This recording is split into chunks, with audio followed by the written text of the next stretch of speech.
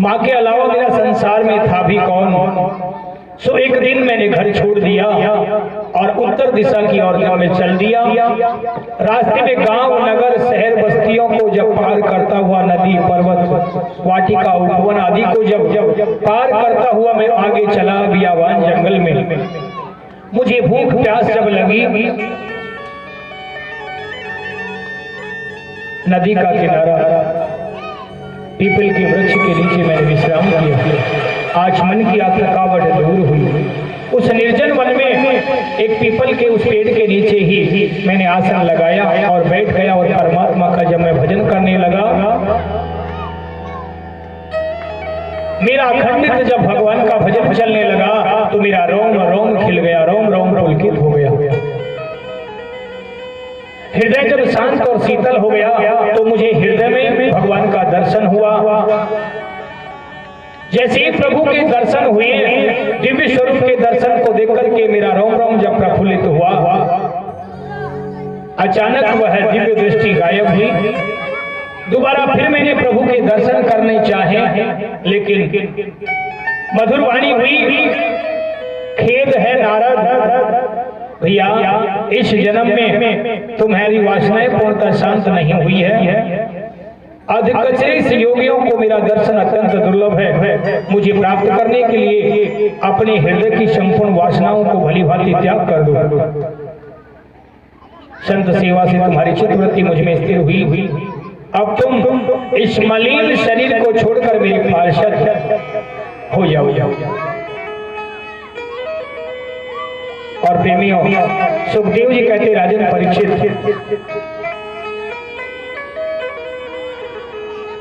हे वेद व्यास जी, तब से मैं आनंद के समय का इंतजार करता हुआ पृथ्वी पर विचरण करता हुआ कुछ समय बाद एकाएक बिजली सी चौकी और मेरा प्राणांत हो गया।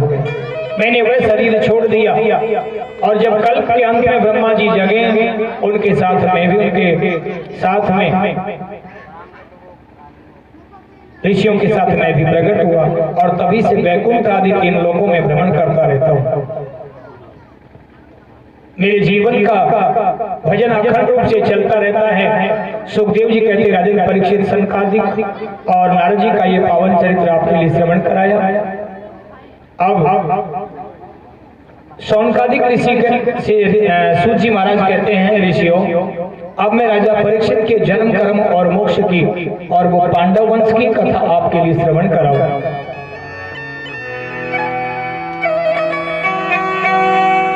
राजा परीक्षित के जन्म, कर्म की कथा। राजा परीक्षित का पांडव वंश में जन्म हुआ कि परीक्षितोथ राजर्षि जन्म कर्म विलापनम संस्थाच पांडुपुत्राणाम वक्षि कृष्ण कथोदयम्।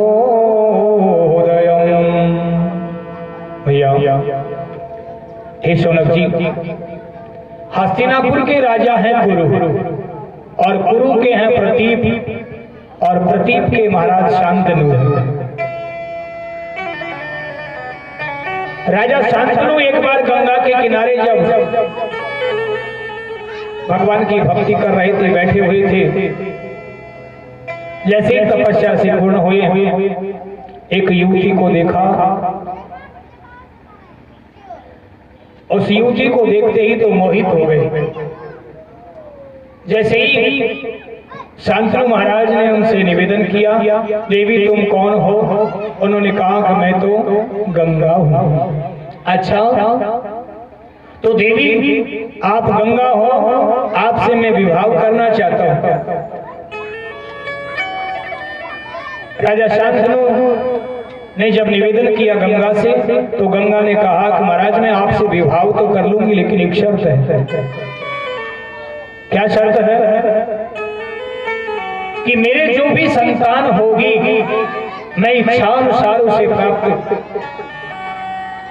प्राप्त होने पर इच्छानुसार मैं जहां कहीं भी उसे लेकर के जाऊं, चाहे जो करूं। अच्छा कि हाँ, यदि ये शर्त मंजूर हो तो आप मुझसे विवाह करें। शांतनु ने कहा ठीक है देवी, आपसे विवाह की शर्त मंजूर है। और प्रेमियों, वह युवती है गंगा, गंगा के साथ में शांतनु का विवाह हुआ।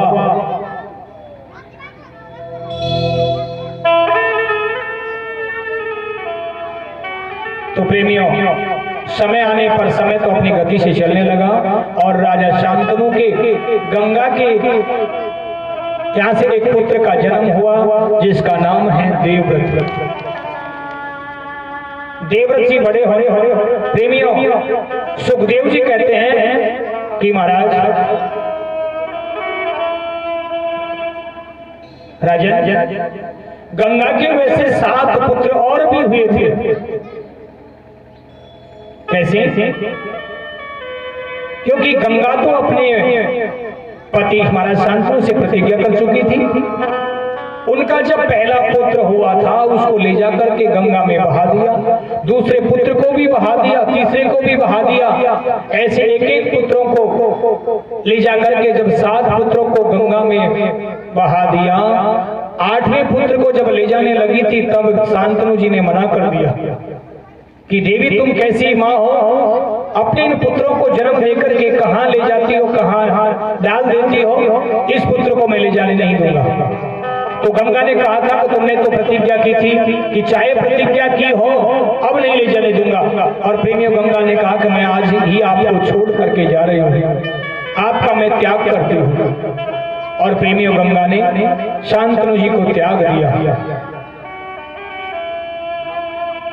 शांतनु जी ने कहा कि गंगा तुम मुझे छोड़ो तो ठीक है, लेकिन मैं तो नहीं छोड़ूंगा तुम्हें, मेरा तुम्हारे प्रति प्रेम है, लेकिन मैं पुत्र को ले जाने नहीं दूंगा।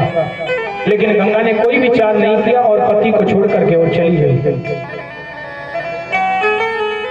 प्रेमियों, गंगा जब चली गई, राजा शांतनु को अपनी पत्नी का वियोग सताने लगा, दिन प्रतिदिन दुखी होने लगे। जब कभी याद आती अपनी पत्नी की और गंगा के नदी के किनारे पर जाकर के और याद करते और घंटों बैठे रहते। एक दिन की बात, जब ये गंगा के किनारे बैठ करके, नदी के किनारे बैठ करके गंगा को याद कर रहे थे, उसी समय पर एक मछुआरे की बेटी है मत्स्यगंधा, जिसका पूर्व नाम है सत्यवती। वो मछुआरे की बेटी उधर से जब निकली, उनको देख करके राजा शांतनु आसक्त हो गए और कहा, देवी आप जो भी हो, मैं आपसे विवाह करना चाहता हूँ। सत्यवती ने कहा कि महाराज आपका विचार ठीक है, पहली बात तो मैं मछुआरे की बेटी हूँ, दूसरी बात मेरा विवाह मेरा पिता तय करेंगे, आप मेरे पिता से बात करिए। राजा शांतनु सत्यवती के पिता के पास में गए। मछुआरे ने कहा, महाराज राजा शांतनु, आपके पहली वाली जो पत्नी है उसके एक बेटा है और वही राजगद्दी पर बैठेगा। यदि आप मेरी बेटी से विवाह करना चाहते हो तो मेरी बेटी का जो पुत्र होगा वही राजगद्दी पर बैठे, ऐसी प्रतिज्ञा कर सकते हो तो आप मेरी बेटी से विवाह करो। अब तो शांतनु धर्म संकट में पड़ गया, कुछ नहीं बोले और घर आ गए। आकर के जब दुखी होने लगे, दिन रात अंदर ही अंदर दुखी होने लगे। पिता के दुख को जब पुत्र जान रहा है, सोच रहा है, विचार कर रहा है कि पिताजी को कौन सा दुख सता रहा है। मंत्रियों से पूछा, भैया पिताजी को कौन सा दुख सता रहा है? पहले तो मानता था पुत्र नहीं है, लेकिन अब तो पुत्र मैं हूं, फिर कौन सी चिंता सता रही है? मंत्रियों ने कहा, भैया देवव्रत, तुम्हारे पिताजी को प्रेम हो गया है एक मछुआरे की बेटी से और उसी से विवाह करना चाहते हैं, लेकिन उसमें अड़चन तुम ही आ रहे हो। वह चाहता है कि उसी की पुत्री का पुत्र ही राजगद्दी पर बैठे। अब बताओ क्या करना चाहिए? शांतनु के कष्ट के लिए प्रेमियों, उसी समय पर महाराज देवव्रत जी ने अपना धनुष बाण उठाया और चले हैं मछुआरे के पास। और मछुआरे से जाकर को प्रणाम किया, नमस्कार किया, कहा भैया आप अपनी पुत्री का विवाह मेरे पिता के साथ में कर दो। मछुआरे ने कहा कि महाराज आपको तो पता है राजगद्दी पर तो आपका अधिकार है, मैं मेरी पुत्री का विवाह कर दूंगा, लेकिन मेरी बेटी का पुत्र ही राजगद्दी पर बैठे। तो ठीक है, मैं नहीं प्राप्त करूंगा राजगद्दी, कि आपकी औलाद प्राप्त कर ले तो नहीं, मैं सूर्य भगवान की साक्षी में प्रतिज्ञा करता हूं कि मैं आजीवन ब्रह्मचारी रहूंगा, ऐसी मैं अटल प्रतिज्ञा करता हूं। और प्रेमियों, इस अटल प्रतिज्ञा के कारण देवव्रत का नाम पड़ गया भीष्म पितामह, जिन्होंने अपने पिता के लिए अपना जीवन दांव पर लगा दिया हो। सुखदेव जी कहते राजन परीक्षित इस प्रकार से सत्यवती और शांतनु का विवाह हुआ और इनके दो पुत्र हुए, विचित्रवीर्य और चित्रांगद। चित्रांगद तो मारा गया, विचित्रवीर्य के यहाँ पर भी कोई विवाह संस्कार जब नहीं बना, एक स्वयंवर से महाराज भीष्म पिता में ही 3 कन्याओं को लिया है एक की जगह। उनके नाम है अंबा, अंबालिका और अंबिका। जैसे इन तीनों को लेकर के आए, जो अंबा नाम की कन्या थी वो कहने लगी महाराज आपके भाई, आपके इन भाई के लिए लड़की लाए हो, कन्या लाए हो, 3 क्यों लाए हो? और फिर मैं तो किसी दूसरे से प्रेम करती हूं, मैंने तो सालों को वर्ण कर रखा है, मैं उससे प्रेम करती हूं, आपने गलत कर दिया।